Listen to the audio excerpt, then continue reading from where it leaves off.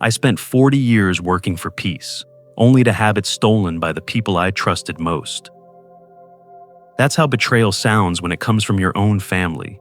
Not loud, not sudden, but slow, quiet, and deliberate. It doesn't break you in one moment. It erodes you piece by piece until one day you look around and realize your silence has been mistaken for weakness.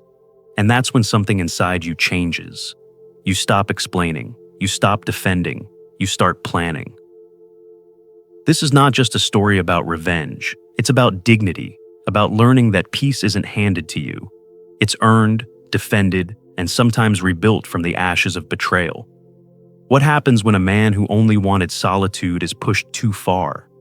When patience turns into strategy, and kindness becomes his sharpest weapon? Before we dive into today's story, I recommend you hit that subscribe button and turn on the notification bell so you never miss a new story filled with drama, resilience, and unexpected twists. If you enjoy this video, type 1 in the comments. If not, type 0 to let me know how I can make better content for you.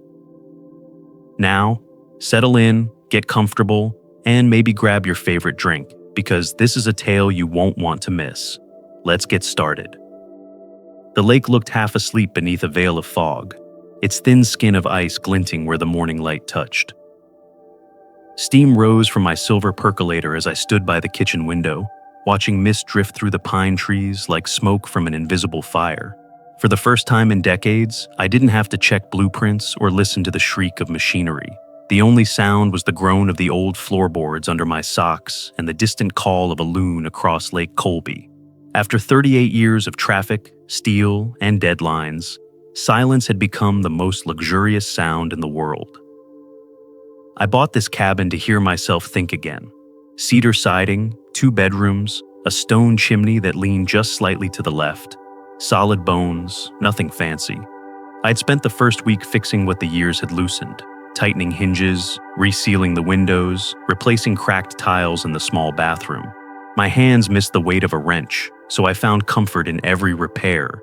Each task was measurable, solvable, and mine alone. When I finally sat down that evening, I wrote the first line in a notebook I kept from my engineering days. Silence is a sound worth working for. Retirement wasn't a surrender for me, it was a return.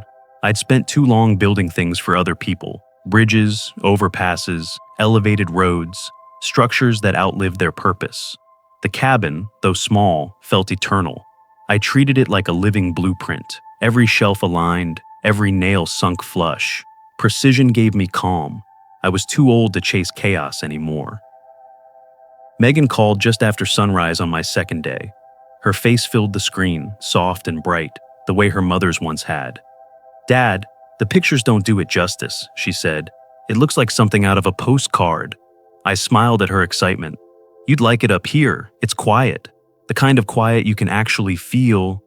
"Maybe we'll visit soon," she said. In the background, her husband Travis hovered by the kitchen counter, scrolling through his phone. He didn't look up. "He's been swamped with work," she added quickly, reading my glance. I told her not to worry. "You deserve the peace, Dad," she said. I wanted to believe her voice, but something about the word peace sounded temporary, like a truce instead of a promise. After the call, I went to the small workshop behind the house. My tools hung in perfect order: levels, hammers, chisels, all labeled like museum pieces. It was a habit I'd never broken from the job. When everything has its place, problems stay visible. I could still smell the faint mix of sawdust and oil, the perfume of my second life. I built new shelves for the pantry and measured the distance from the stove to the door, checking airflow. These routines kept my thoughts tidy, boxed up like hardware. In the evenings, I sat by the fire and read manuals I'd collected over the years, old engineering texts, novels I'd promised myself to finish. The cabin creaked as it settled, and I took that sound as approval. From the porch, I could see elk prints trailing through the frost near the tree line. Sometimes I imagined their breath steaming in the dark, quiet and deliberate, the same rhythm I tried to find for myself. The neighbors here didn't knock. They nodded from a distance, a silent agreement that privacy was sacred. I liked that. I didn't need anyone bringing casseroles or conversation. The world had filled my ears for too long. I wanted to empty them now. Still, even in this perfect stillness, there was a faint unease, a hum below the silence, as if the forest itself were holding its breath. I made another note in my book that night. Peace isn't given, it's defended. I wasn't sure why I wrote it. Maybe because I'd seen how easily order turned to disorder. In construction, one wrong measurement could collapse a bridge. In life, one careless decision could do the same. I didn't know that the first crack had already started forming in my foundation, invisible but spreading. As the day faded, the wind picked up and snowflakes began to gather along the porch railing. I poured another cup of coffee and sat by the window, watching the reflection of the fire tremble against the glass. My face looked older in that flickering light, half in warmth, half in shadow. The house smelled of pine smoke and something like contentment. For a moment, I believed I could stay untouched here forever, as if the forest would guard me from the world's noise. Then the branches outside shifted. A gust moved through the trees with a whisper that sounded almost human. I looked toward the darkness, listening, but heard only the sigh of the wind. Still, I felt it. The faint disturbance, the first ripple on still water. The house was silent, but somewhere beyond the tree line, something had already begun to move. If you've ever trusted someone only to realize they were quietly planning to use you, you'll understand this moment. Stay with me, because what happens next will make you question what loyalty really means. The morning came sharp and pale, the kind that made the air sting your lungs when you stepped outside. I shoveled a thin crust of snow from the porch and stacked a few more logs near the door. The rhythm of it, scoop, lift, breathe, kept my mind still. That stillness was precious, like a fine glass you handle with both hands. The forest was hushed, except for the occasional snap of ice as the lake settled under its new skin. I'd started to believe that peace could last here. I should have known better. The phone buzzed on the counter, a sound too out of place in this quiet. When I saw the name, Travis Cole, I hesitated. He rarely called unless there was something he wanted. I wiped my gloves on my jeans and answered. "Hey, Dad. How's the mountain man life?" His voice carried that polished charm, the kind that always made me picture a salesman leaning on someone else's car. "It's quiet," I said. "Must be." "Listen, funny thing came up. My folks hit a rough patch, lost their rental in Plattsburgh. Just for a while, they'll crash with you, yeah? Place looks roomy in those pictures Megan showed me." It wasn't a question. His tone had the smooth certainty of a man who assumes the world rearranges itself for his convenience. I let the silence hang until it grew awkward. "That's not going to work," I said finally. "Oh, come on, Evan," he laughed, too lightly. "They just need a few months, tops. You won't even notice them. Think of it as community living. I didn't move to the woods for company." He paused, the friendliness cracking. "I thought you'd want to help family." Before I could answer, the line went dead. 10 minutes later, Megan called. Her voice was softer, uncertain. "Dad, did Travis call you?" "He's just trying to figure things out." "I gathered that," I said. "It's not permanent. His parents just need time to get back on their feet. You have space." Her tone carried that gentle pleading I'd heard when she was a little girl, asking to stay up past bedtime. But there was something else now, a practiced caution, the sound of someone who measures every word so it won't cause trouble at home. I didn't raise my voice. "You talked to him before he called, didn't you?" "I did." "He's under a lot of stress, Dad." "So am I said, more quietly than I meant to. She sighed. "Just think about it, okay? Please don't make this harder than it has to be." When the call ended, the cabin felt smaller. I walked from room to room, tracing the outlines of my sanctuary. The 2 bedrooms, one turned into my workshop, the narrow kitchen, the small desk by the window where I kept my notebook. Every inch had a purpose. Now I imagined it filled with other voices, other footsteps. The thought pressed on my chest like a weight. I lit the fire, sat beside it, and opened my notebook. I wrote 3 words. Kindness has limits. Then I flipped open the HOA binder that came with the house, more out of habit than hope. I had barely glanced at it before, but now each clause caught my attention. No long-term guests without registration, no unapproved occupancy over 14 days, no subletting. Rules most people ignored, but rules nonetheless. I drafted a quick email to Mr. Bixby, the HOA manager, asking for confirmation. His reply came within an hour. Need registration. No exceptions. That was all I needed. Short, cold, and legally binding. If Travis wanted to turn my home into a family hostel, he'd find the law wasn't as flexible as my patience. I slipped the printed regulations into a folder marked Defense, the word underlined twice. That afternoon, I stepped outside and set up 2 trail cameras, one aimed at the gate, another at the bend in the driveway. I told myself it was to watch for deer, but the truth was less innocent. When I tested the feed, a pair of headlights flickered in the distance before reversing back down the road. Coincidence, maybe, but I didn't believe in coincidences anymore. Back inside, I poured coffee, black and bitter, and watched the feed on my laptop. I felt the old discipline return, the mindset I'd used on job sites when storms threatened the scaffolding. Observe first, document everything, react only when ready. That night, I sat by the window again. The snow had started falling, soft as dust. My phone lay face down on the table, silent at last. I stared at the blinking light on the camera outside, the steady rhythm of a patient heartbeat. Somewhere far off, an engine hummed and faded. I closed my notebook after writing one more line. If they see this house as a hotel, I'll make sure they pay the full price. If you've ever had your peace threatened by the very people who promised to protect it, you'll feel every word of what comes next. Keep watching. Things are about to turn in a way no one expected.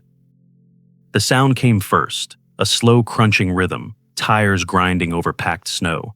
I looked up from the workbench, the plane still in my hand, and through the frosted window saw a gray SUV crawling up the driveway. My stomach tightened. No one drove this far up without a reason. The engine stopped, doors slammed, and 2 figures appeared, Ralph and Dottie Cole. Ralph was thick through the shoulders, his posture carrying the confidence of a man who'd never been told no. Dottie, shorter and wiry, had a face that looked perpetually unimpressed. She shaded her eyes against the pale morning light, surveying my cabin like a realtor appraising something beneath her. "Well," she said, voice slicing through the quiet. "This is quaint." Ralph snorted. "Bit remote, isn't it? No wonder you look like a hermit." I opened the door before they could knock. "Morning," I said evenly. "Didn't expect visitors." "Travis said we could settle in," Ralph announced, brushing past me with the air of someone entering a motel lobby. "Said you got the space." "I see. I didn't move to help with their bags. Coffee's on. Come inside." Inside, they stamped snow onto the rug. I poured 3 mugs, then set one of the HOA registration forms on the counter, sliding it toward them. "Before you get too comfortable," I said, "you'll need to fill this out. It's required for anyone staying more than 14 days. Dottie frowned. "We're family, not tenants." "That's exactly why it's important," I replied. "Family doesn't need misunderstandings." Ralph chuckled, taking a long swallow of coffee. "You always this formal, Evan? We're not signing paperwork just to visit." "Then it won't be a visit," I said quietly. Before either could answer, the sound of another engine echoed through the trees. A newer SUV pulled up beside theirs. Travis stepped out, wearing a bright smile that didn't reach his eyes. "Dad," he said, spreading his arms. "What's with the paperwork?" "We're just trying to make this easy." "Easy for who?" I asked. "For everyone. My parents just need a few months to breathe. It's temporary." I gestured to the paper between us. "Then you'll have no problem signing a clear agreement. Length of stay, shared costs, boundaries." He laughed, the sound brittle.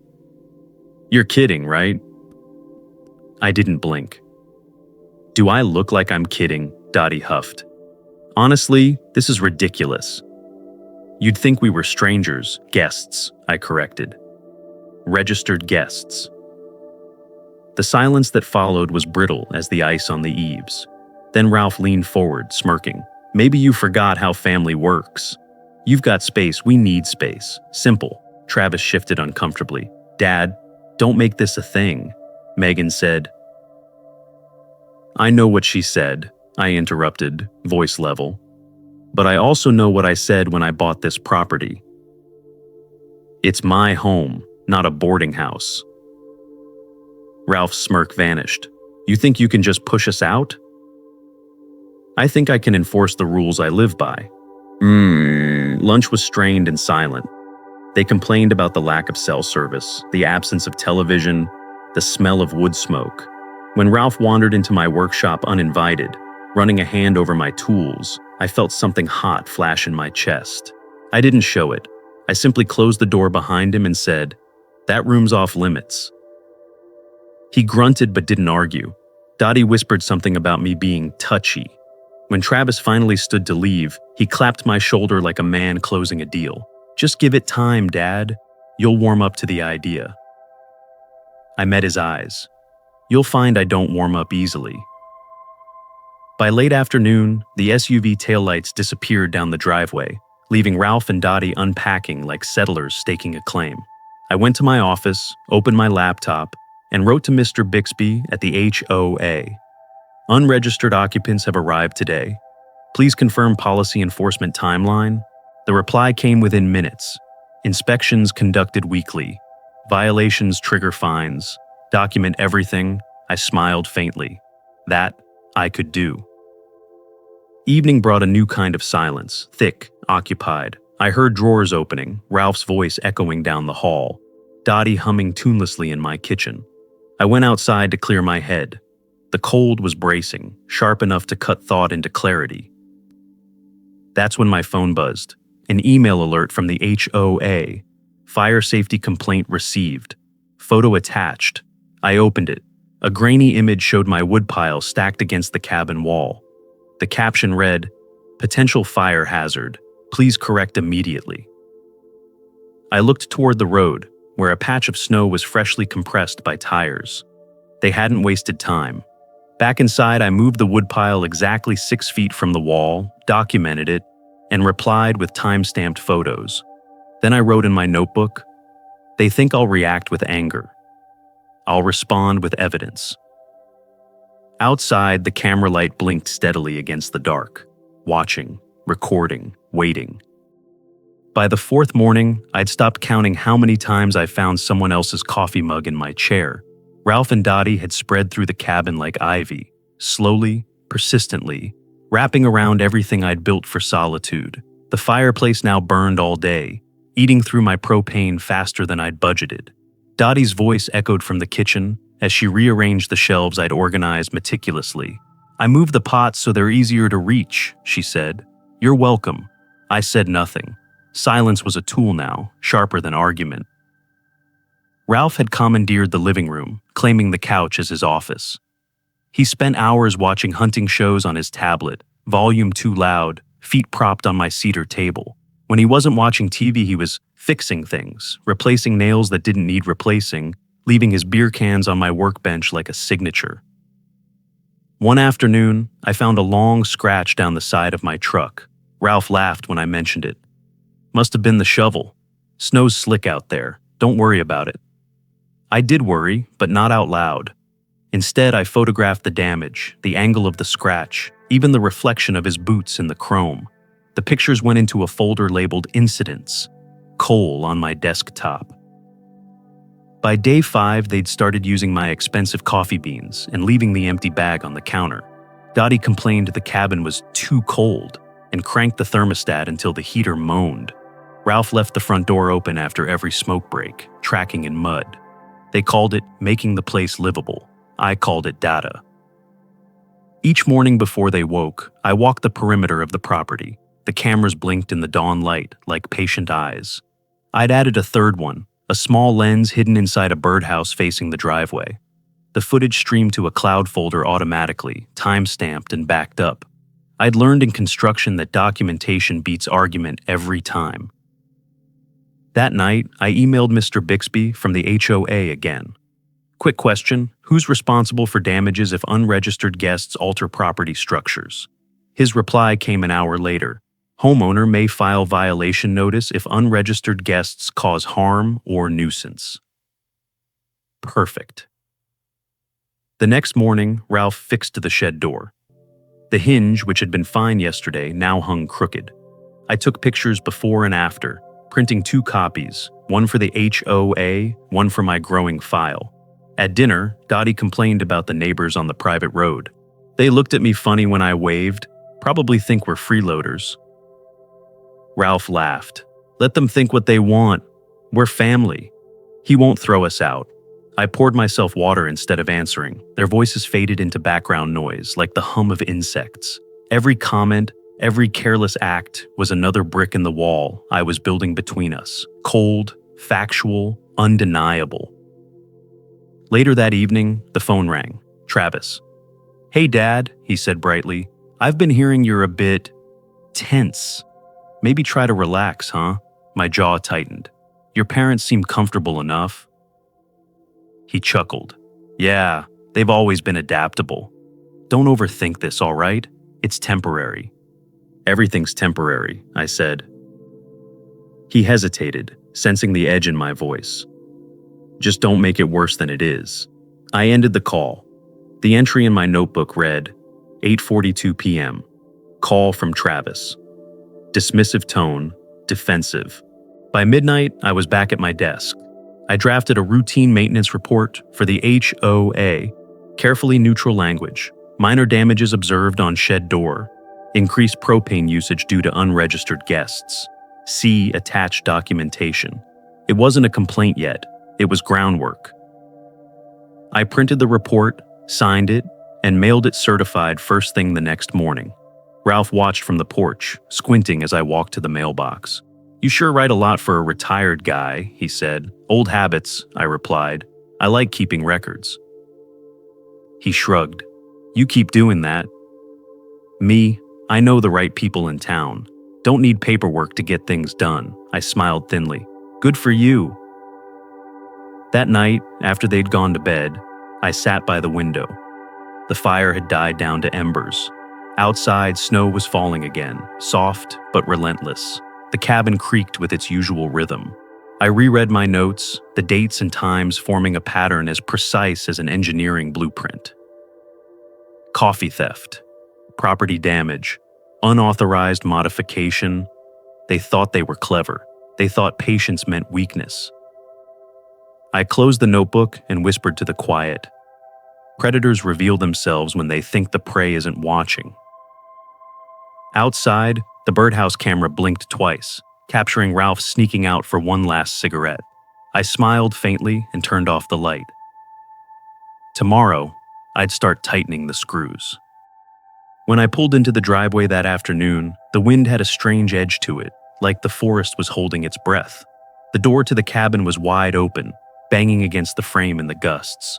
A sick feeling crawled through my chest. I killed the engine, stepped out, and followed the sound. Inside, the temperature had dropped. The wood stove was cold, the air still. My boots crunched against bits of sawdust scattered across the floor. Then I saw the light from the workshop, my workshop, spilling into the hall. The door that I always kept locked stood half open. Ralph's voice came from inside. You sure this is the right drawer? He's got half a hardware store in here. I stepped into the doorway. You're in my private space. They both froze. Dottie clutched one of my screwdrivers like it was evidence. We were just looking for a wrench, she said. For what?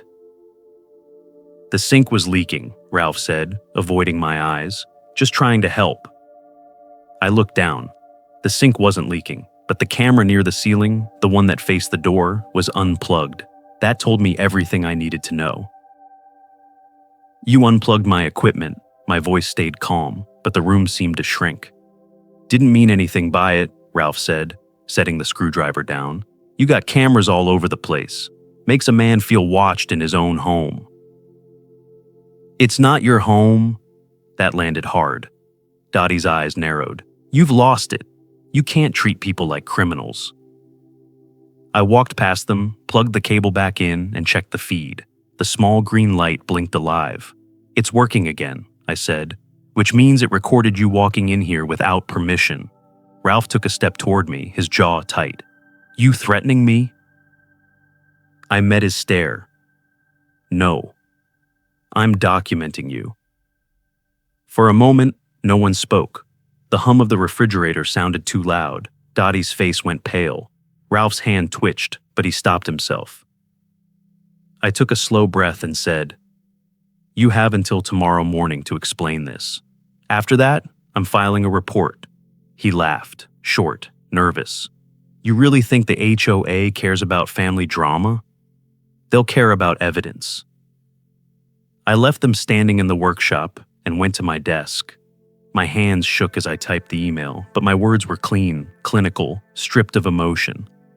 Unauthorized entry into private area. Possible property damage. Video attached. By sunset, the atmosphere inside the cabin had changed. The Coles didn't talk much during dinner. Dottie picked at her food. Ralph kept glancing at the cameras like they were ticking bombs. Later that night, through the thin walls, I heard them whispering. "He's setting us up," Dottie hissed. "You said Travis would handle it." "He will," Ralph replied. "We'll tell him the old man's losing it. He's got cameras everywhere, crazy behavior. We'll get him declared incompetent if we have to." My stomach turned cold, but I didn't move. I just reached for my phone, opened the recorder app, and let it capture their words through the vent.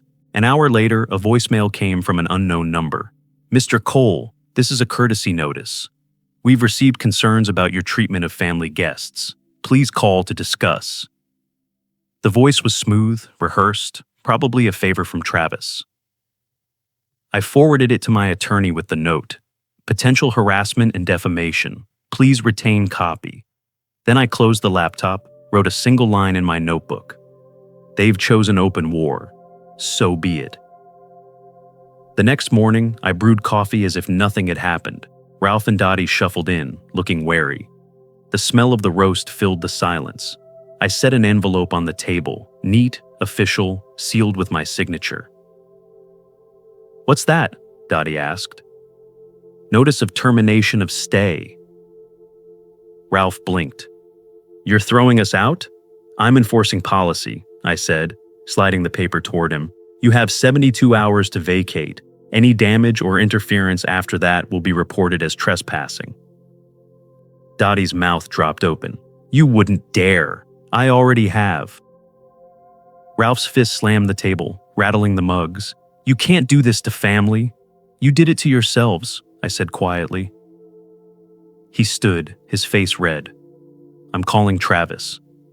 "We'll see what your daughter thinks of this." I nodded once. "Tell him to bring a lawyer." They stormed out of the room, voices rising in the hallway. I stayed seated, the tension draining from my body in slow waves. It wasn't victory, it was necessity. That afternoon, I sent another email to Mr. Bixby, attaching timestamps, footage, and the signed notice. I copied my attorney, subject line, "Formal violation report, enforcement requested." When night came, I sat by the fire, the storm building outside. The wind howled through the trees, rattling the roof. I laid the second copy of the notice on the table beside me, watching the paper curl slightly in the heat. 3 days, I whispered. Let's see who breaks first. Lightning flashed beyond the window, and for a split second, the reflection of the camera's red light burned in the glass like a silent witness. The morning after I handed them the notice, the cabin felt different, tight, heavy, as if even the walls were holding their breath. The Coles didn't speak to me. They moved around the house like ghosts with bad tempers, slamming doors, muttering under their breath, leaving plates unwashed just to watch me clean them. The smell of burnt toast filled the air, acrid and intentional.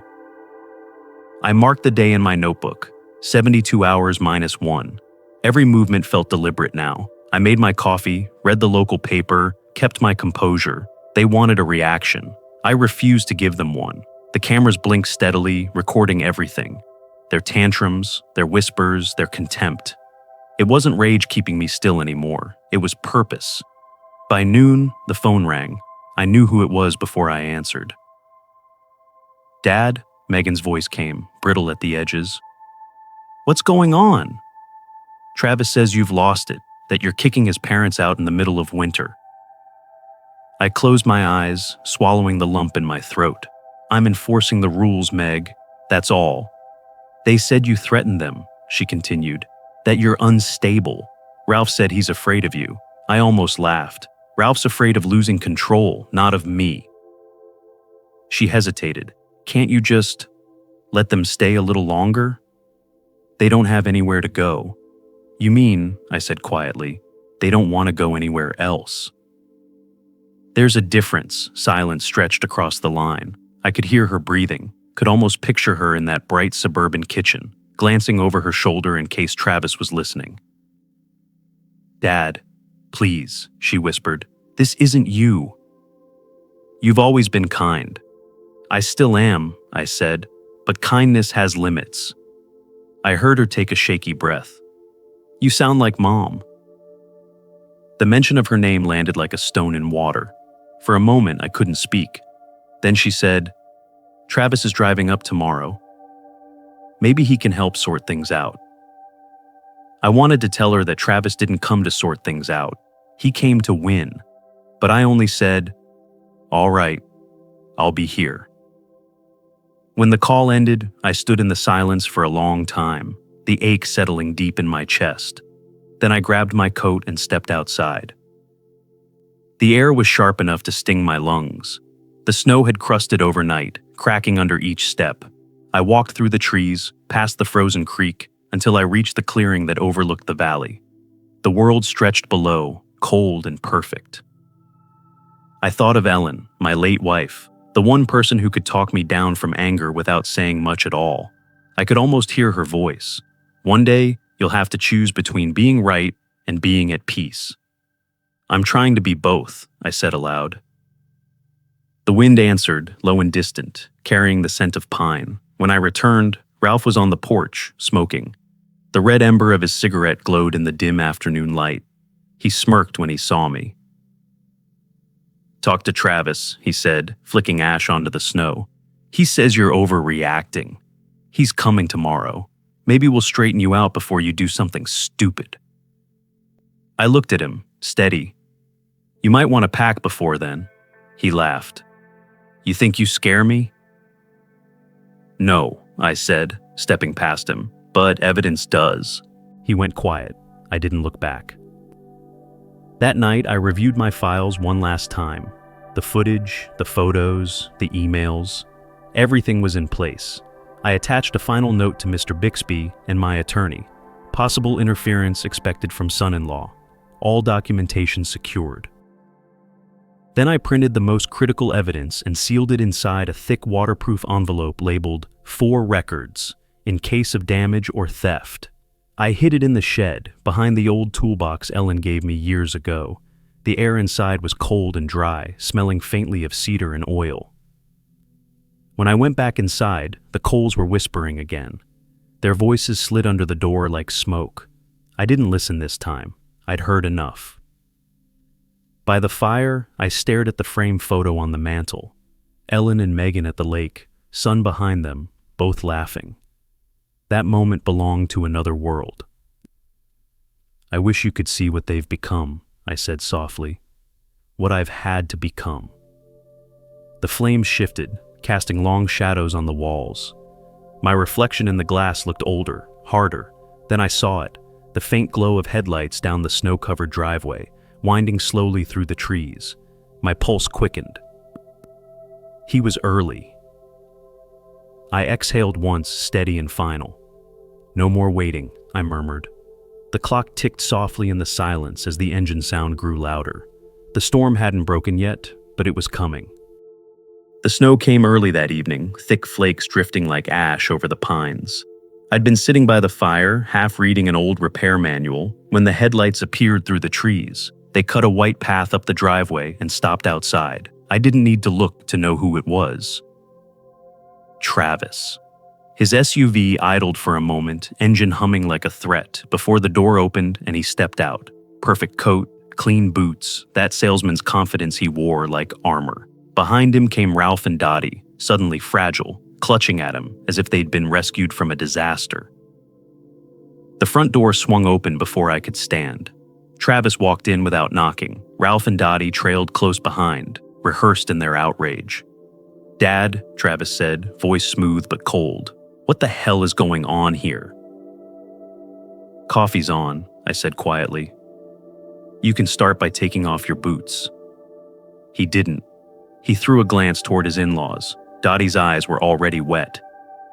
"He threw us out," she said, her voice trembling just enough to sound sincere. "After everything we've done to make this place livable," Ralph added. "He's paranoid, Travis. Cameras everywhere. Can't even breathe without being watched." Travis sighed, the hero dealing with a stubborn child. "You've always been particular, Dad. But this?" He gestured at the eviction notice still pinned on the fridge. "You've crossed the line." I met his stare evenly. "That notice is legal. Their stay here isn't."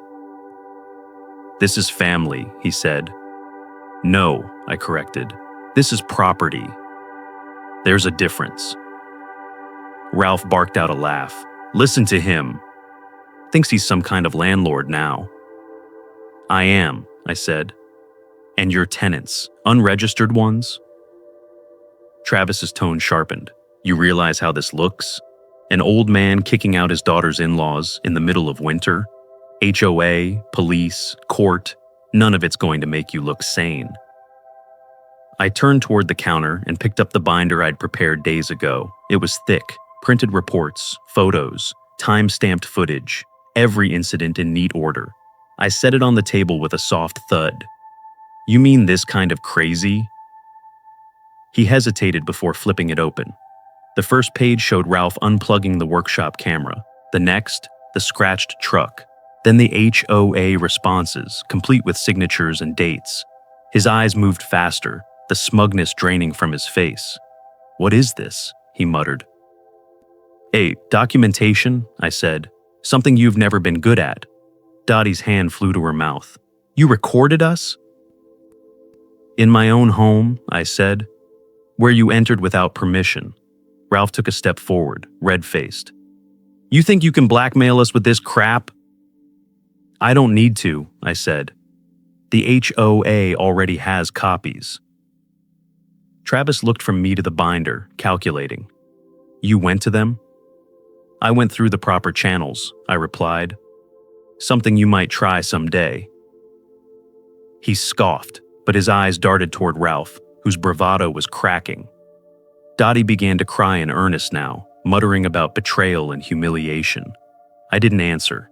The camera in the corner blinked red, recording every word. Travis lowered his voice, trying to regain ground. "You're making a mistake, Dad. We can fix this quietly. No need to escalate." I folded my arms. "There's nothing to fix. You all leave tomorrow." Ralph slammed his fist on the table, rattling the mugs. "You'll regret this. I swear to God, you'll—" He stopped when the headlights flashed outside again. Tires crunched on the frozen ground. Everyone turned toward the window. 2 vehicles, one marked HOA enforcement, the other sheriff's department. Travis's voice wavered. "What did you do?" I didn't answer. The knock came, 2 firm raps. I opened the door to find Mr. Bixby standing beside a deputy, clipboard tucked under his arm. "Evening, Mr. Cole," Bixby said. "We received your report." Thought it best to handle this in person. The deputy stepped inside, scanning the room. "Got a call from HOA about unauthorized residents," Ralph sputtered. "This is insane. You can't—" Bixby cut him off. "You're not registered, Mr. Cole. You're in violation of community policy. You and your wife need to vacate tonight." Travis tried to argue, his charm flickering back on. "Hold on, we can sort this out." "Family," Bixby turned to him. "You're not listed as a resident or property owner. You have no standing here. That shut him up." Dottie began gathering things in silence, sobbing under her breath. Ralph muttered curses as he packed, his defiance dissolving into humiliation. Travis stood frozen, torn between helping them and protecting himself. I said nothing. I just watched. An hour later, the SUV taillights disappeared down the hill. The deputy nodded to me. "You handled this the right way, sir." Not everyone would have stayed that calm. Bixby extended a hand. "Cleanest eviction I've ever processed." I shook it. Patience builds stronger walls than anger. When they left, I locked the door behind them and stood for a moment, listening to the cabin breathe again. The wind pressed against the windows, but the silence inside was perfect. I sat at the table, opened my notebook, and wrote the final line of the day. Day 72, order restored. Then I closed it, leaned back, and let the quiet settle around me like snow. The morning after they left, the silence was almost too big for the house. It pressed into every corner like a memory I couldn't quite shake. For the first time in weeks, I woke up without the sound of footsteps or doors slamming, without Dottie's voice drifting down the hall. The air felt lighter but raw, like a wound that hadn't decided whether to scar or bleed. I brewed coffee slowly, measuring each scoop, as if precision could make the emptiness easier to manage. Outside, the wind combed through the trees, soft and steady.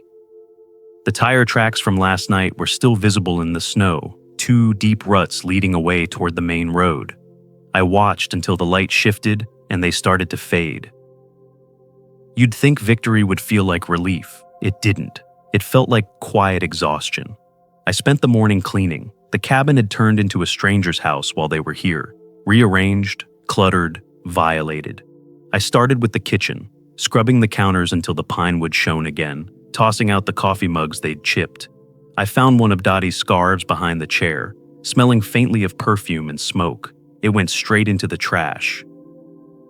In the living room, I fixed the curtain rod Ralph had bent when he'd tried to hang his coat. In the workshop, I realigned the tools, each back to its rightful place. Every repair, every act of order, stitched something back inside me. Around noon, I found the shed hinge he'd repaired. The screws were stripped, the door crooked. I replaced them one by one, tightening each until the latch clicked shut cleanly. The sound was small, but it felt like punctuation at the end of a long, angry sentence. By afternoon, the place finally felt like mine again. I sat down with my notebook and flipped through the pages. Dates, notes, clipped phrases from weeks of tension. Unregistered guests arrived. Ralph scratched truck. Dottie gossiped with neighbors. Firewood moved. So methodical, so detached. It was strange seeing myself that way, like a man cataloging his own breaking point. The phone rang. For a moment, I thought about ignoring it, but the name flashing on the screen made me pick up. "Dad?" Megan's voice was soft, fragile. "I'm here," I said. I heard what happened." I waited. "Travis said the HOA showed up. The police too. He said you set them up." "I set boundaries," I said evenly. "Boundaries he didn't respect." She hesitated. "Were they really that bad?" I looked around the room, the empty mugs, the faint dent in the table where Ralph's fist had landed, the scuff marks on the floor from his boots. "Worse," I said quietly. There was a long pause. "He's angry," she whispered, embarrassed. "He says everyone in town's talking, that's his problem to fix," I said. She sighed. "I didn't know they'd go that far, Dad. I swear I didn't." "I know," I said, "but you do now." For a second, neither of us spoke. I wanted to tell her it was okay, that she wasn't responsible for his choices, but part of me needed her to feel the weight of silence, the cost of letting others speak for her. "Take care of yourself," I finally said. "You too," she murmured, and the line went dead. I set the phone down and leaned back. The ache wasn't anger anymore. It was grief, heavy but clean. Losing them had been inevitable. Losing her hurt more than I'd expected. By sunset, I lit the fireplace again. The flames curled and whispered like they were trying to comfort the room. I took out the old photo of Ellen and Megan at the lake. Ellen laughing, Megan splashing water, sunlight glinting off their hair. That was before Travis, before the distance. "You were right," I whispered to Ellen's smile. "Peace costs something." I reached for my notebook one last time and wrote, "Control isn't about power, it's about peace." Then I closed it, placed it on the shelf, and stood. Outside, the snow had started again, soft flakes turning the world white. I stepped onto the porch, the boards creaking beneath my boots. The air bit at my face, cold and clean. I looked up at the gray sky and whispered, "It's over." From the corner of my eye, I saw the faint blink of the porch camera, the same one that had watched everything. I reached up and turned it off. For the first time, I didn't need it. The house was safe, and so was I. When I went back inside, the firelight painted the walls gold. I poured a final cup of coffee, set it beside the notebook, and watched the steam rise into the quiet. Outside, the wind shifted, sweeping the last of the tire tracks from the drive. Peace didn't come with applause. It came like snow, slow, soundless, absolute. A week passed, and winter settled deep into the woods. Snow blanketed everything, the roof, the fence posts, the truck parked beneath the pines. The world had gone still again, as if it had been holding its breath through all the noise, and now, finally, could exhale. Each morning I woke to quiet, not the uneasy silence of tension, but something cleaner, earned. The cabin creaked gently when the wind moved through it. I made coffee, split wood, walked the perimeter. It felt good to hear only my own footsteps again. The first few days after they left, I caught myself listening for sounds that weren't there. The scrape of Ralph's boots, Dottie's coughing laugh. The absence of them was almost disorienting, but slowly, that space they had occupied filled with something better, peace. I learned to appreciate the rhythm again. The hiss of the kettle, the thud of an axe on wood, the hum of the stove. The simplest things had weight now because they were mine. On the 7th morning, a truck crunched up the driveway. I recognized the shape before the man stepped out. Mr. Bixby, HOA, clipboard in hand, hat pulled low against the wind. "Morning, Mr. Cole," he said when I opened the door. "Morning," I replied. "Coffee?" He smiled. "Wouldn't say no." We sat at the kitchen table, steam rising between us. He flipped through a folder and slid a few papers my way. Final enforcement report. Officially closed. They're fined for damages and barred from the community for a year. I nodded. Good. That should keep the peace. He leaned back in the chair. Most folks would have blown up long before it got this far. "You built a case like a lawyer, anger fades," I said. "Paper lasts." He chuckled, shaking his head.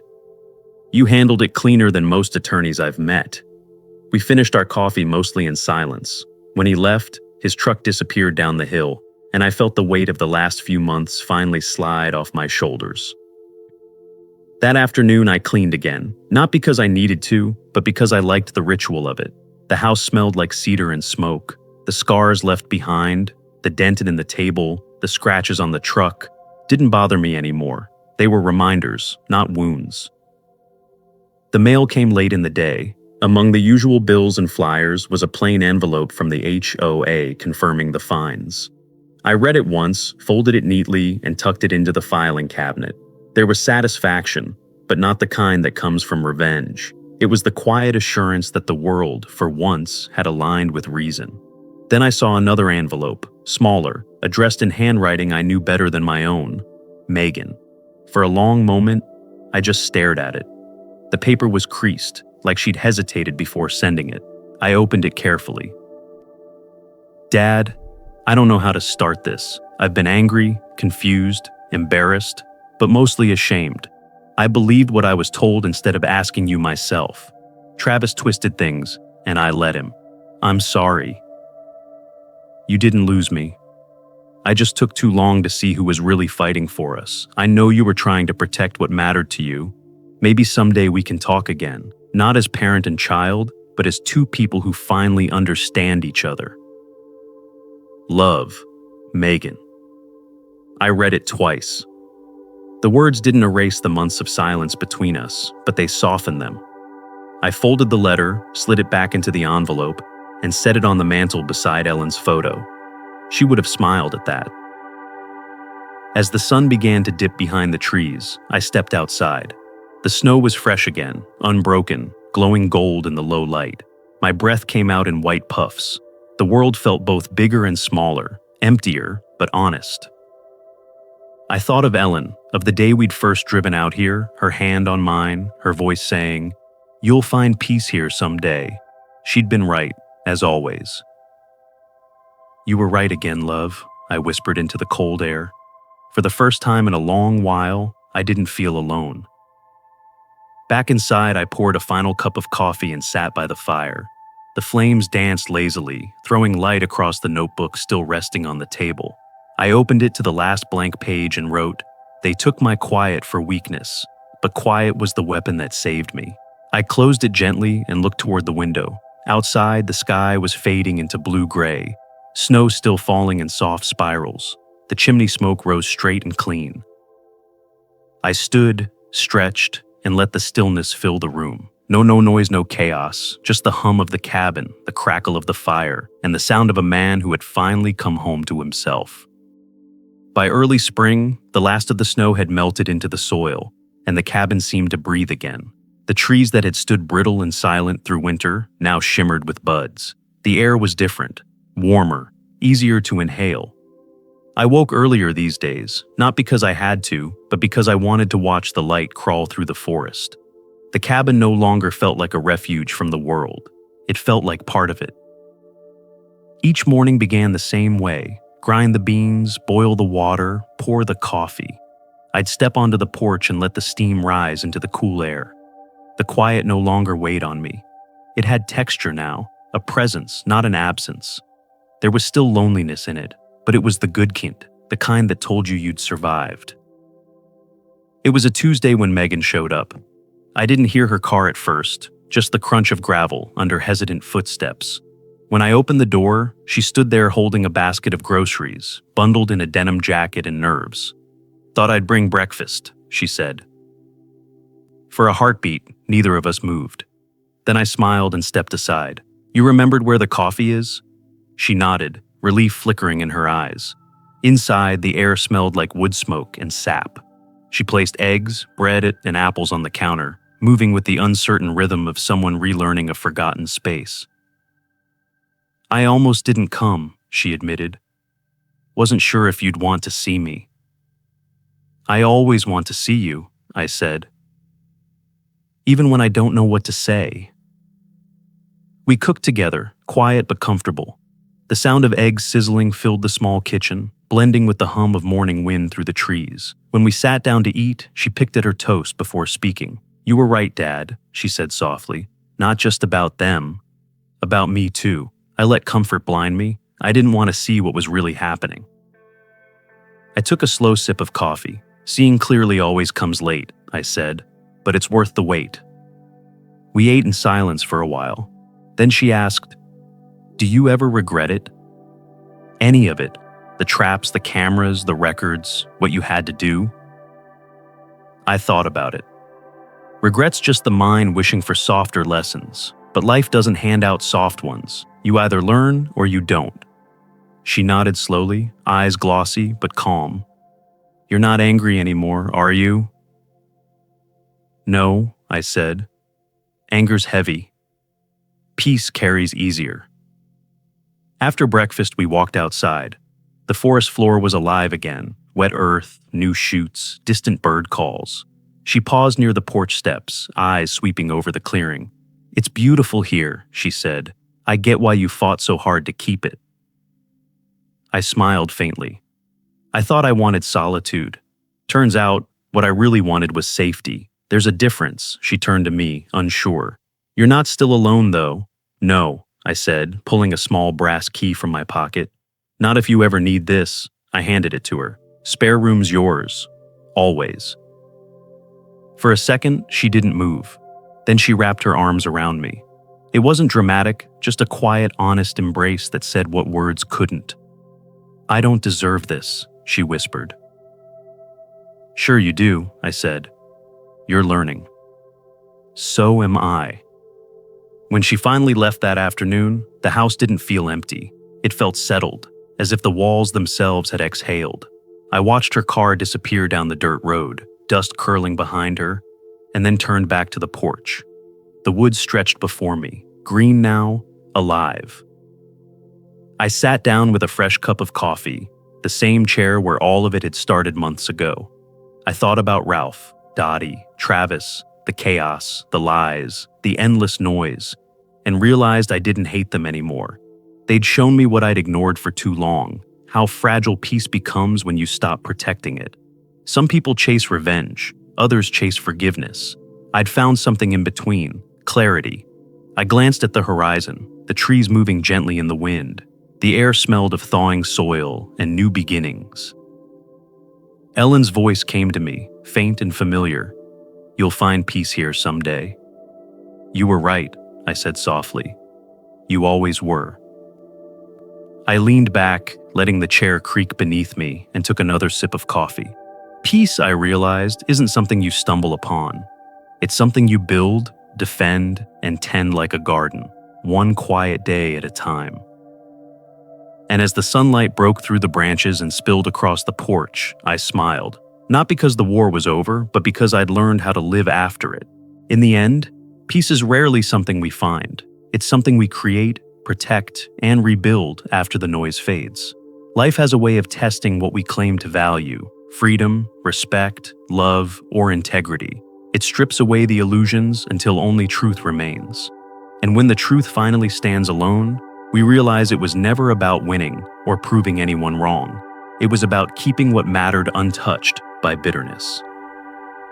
There are seasons in life when silence feels like punishment, when solitude tastes like loss. But in time, both reveal themselves as gifts, the kind that teach resilience without applause. The quiet is not emptiness, it's space for clarity, where dignity grows stronger than pride. The hardest battles are never fought with fists or words, but with restraint, patience, and a steady heart that refuses to surrender its peace. Forgiveness doesn't always mean reconciliation. Sometimes it means letting go without returning, wishing well without reopening the door. True strength is measured not by how loudly one defends themselves, but by how calmly one walks away from the chaos that no longer deserves a place in their life. In every ending, there is a quiet rebirth, the chance to build something smaller, truer, and harder to break. It's not the grand gestures that define redemption, but the slow mornings, the steady breath, the quiet knowledge that one has survived without losing their soul. Peace, in its truest form, is not the absence of conflict, but the mastery of stillness within it. These turning points remind us that setting boundaries and valuing ourselves is not just an act of courage, it's the foundation of living with dignity. Now, I'd love to hear from you. What's one lesson from this story that you feel connected to? And how will you apply it in your own life? Let's grow together by sharing our thoughts. If this story resonated with you, drop a 1 in the comments. If not, feel free to leave a 0. Your feedback helps us improve. And don't forget to like, share, and subscribe for more stories that touch the heart and spark reflection. Thank you for watching, and here's to living life with strength, honesty, and authenticity.